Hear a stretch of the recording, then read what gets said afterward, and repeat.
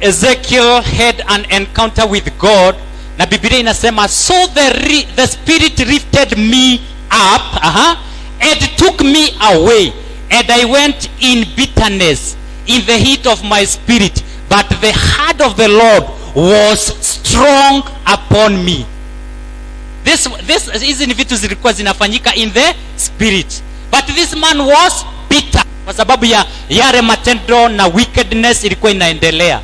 Na so Biblia inasema ya kwamba he was weak even spiritually, so the spirit of the Lord had to lift him na akampeleka where his assignment was. Hallelujah. So lack of strength can put you away from your divine assignment.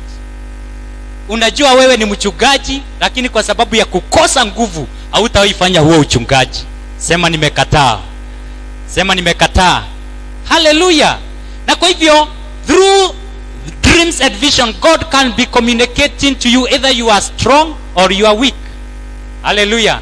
Can I give you some examples alafu tuendelee? Yes, number 1, kama wewe umeota ndoto zaidi ya 3 kwa hizi vitu zote ninataja, kazi yako ni kupigwa in the spirit kwa ndoto. Hata leo ukiamuka umeota tu ukikibishwa, ukipigwa, you are weak. You need to eat spiritual food to be strong. Tuko pamoja? Kupigwa. But by the way, I'll come to talk a dreams one day. I'll come nigawanye. Kupigwa iko in levels. Kuna kupigwa inamaanisha it is mentorship, kwa sababu spare the Lord inasemanga nini?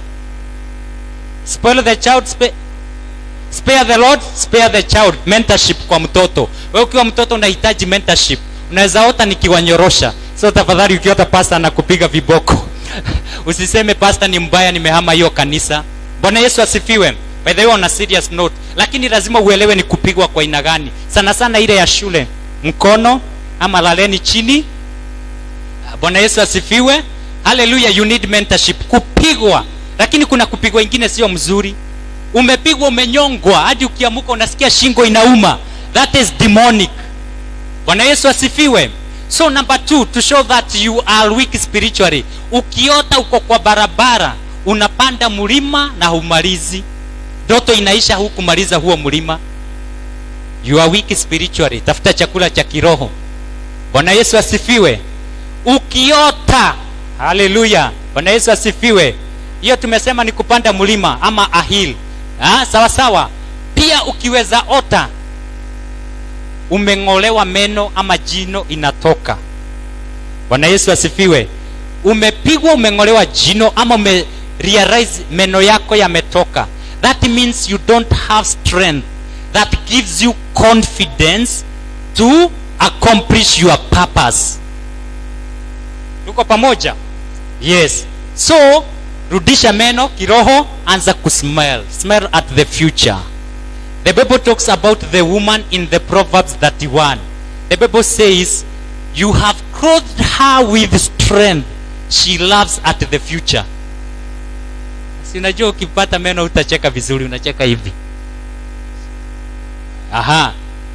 Bwana Yesu asifiwe. Ukiota nini ingine?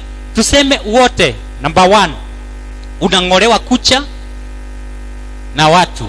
Kuna watu wanakunyang'anya nguvu zako. Lakini ukiona ni kucha zimeng'oka na zinamea, God is telling you ya kwamba you need to renew your strength. Hallelujah. Na si kucha peke yake, hata gozi. Mmeiona nyoka vile huwa ina shed gozi? Nani ameiona gozi ya nyoka ile imeachwa mahali? Sina kwanga mbaya. Na ukikutana na hiyo nyoka, what is its color? Very fresh. Sini kweli? Look at an eagle. We are told about the life of an eagle.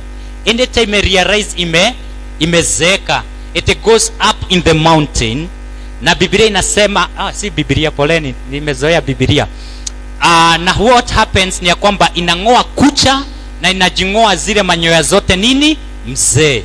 Then itakaa hapo fasting, no eating, no doing anything. By the time inarudi, the strength is renewed. Bwana Yesu asifiwe. Niwapatie ingine ama tuendelee? Ningesema ingine pastor, lakini naogopa. Ama niiseme? Hallelujah. Bwana Yesu asifiwe. Wacha niiseme. Si hapa ni watu wazima, si Sunday school wako kwa class. Wewe umeoa, umeoleka. Na kwa sababu stahili kuona mke wa mwenyewe. Unaona wewe tu mko na mke wako, but you are spilling outside. It is a dangerous thing. Unaona tu wewe kazi yako ni kutupa huko mbali. It means your strength is under attack. The enemy want to scatter it. Bwana Yesu asifiwe. Unajua nasema hizi vitu juu ninajua ni vitu watu wanaotanga. Hallelujah. Bwana Yesu asifiwe. You need to declare ya kwamba your strength will not be scattered. Na uanze look for management skills, for wisdom. Na ukipokea pesa unakuwa you be keen na vile unaitumia. Sijui Bwana ameniangalia hivyo bado oka. Bwana Yesu asifiwe. So what am I saying? Ninasema ya kwamba kanisa tunahitaji nini? Tunahitaji nguvu. Sema, geukia mwenzako mwambie tunahitaji nguvu. Jeremiah chapter number 12 verse, I think we should from verse 1 very quickly. Jeremiah 12 mstari wa kwanza. Righteous are you, Lord, when I plead with